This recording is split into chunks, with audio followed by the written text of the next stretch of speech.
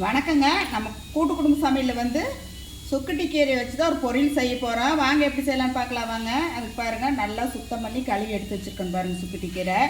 இதை வந்து நல்லா பொடியாக அறுத்து எடுத்துக்கலாம். சுக்குட்டி கீரை வந்து பொரியல் செய்கிறதுக்கு வந்து ஒரு வடச்சட்டி வச்சுருக்கிறேங்க. எண்ணெய் ஊற்றிக்கலாம்.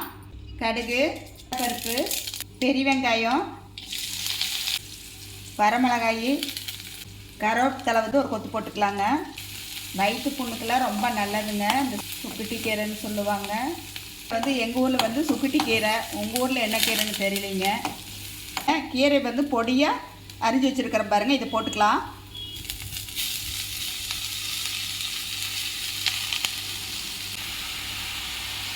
இந்த கீரைக்கு தேவையான உப்பு, நிறைய கீரை இந்த மாதிரி இருந்தது பாருங்கள், எவ்வளோ கொஞ்சமாக வணங்கிடுச்சு. கீரை வந்து ஒரு 5 நிமிஷம் வேகட்டுங்க. தண்ணியெல்லாம் ஊற்றக்கூடாது, மூடியும் வைக்கக்கூடாது. பச்சை கலர் வந்து மாறாமல் இருக்குது பாருங்கள். வந்து தேங்காய் துருள் போட்டுக்கலாங்க.